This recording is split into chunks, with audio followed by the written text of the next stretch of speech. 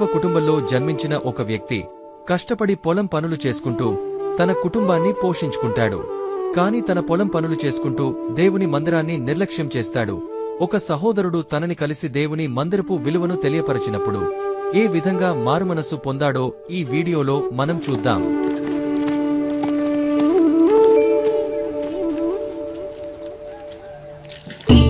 రేపు ఆదివారం మనం కలిసి చర్చికి వెళ్దాం. చేయాల్సిన పనుంది, మనం సమయం వృధా చేయలేం. ఒక్క ప్రార్థన అయినా మన కుటుంబాన్ని ఆశీర్వదించు. నేను చెప్పాను కదా వద్దని.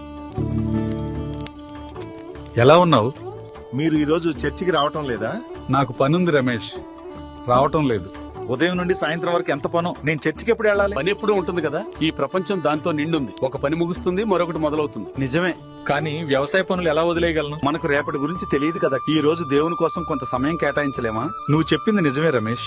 కొన్నిసార్లు పని ఒత్తిడిలో పడి నిజంగా ఏది ముఖ్యమో మర్చిపోతాం. దేవుని వాక్యమే మన జీవితానికి ఆధారం. సరే రమేష్, నువ్వు అలా అనగానే నా మనసు తేలిక పడింది. వెళ్దాం పద.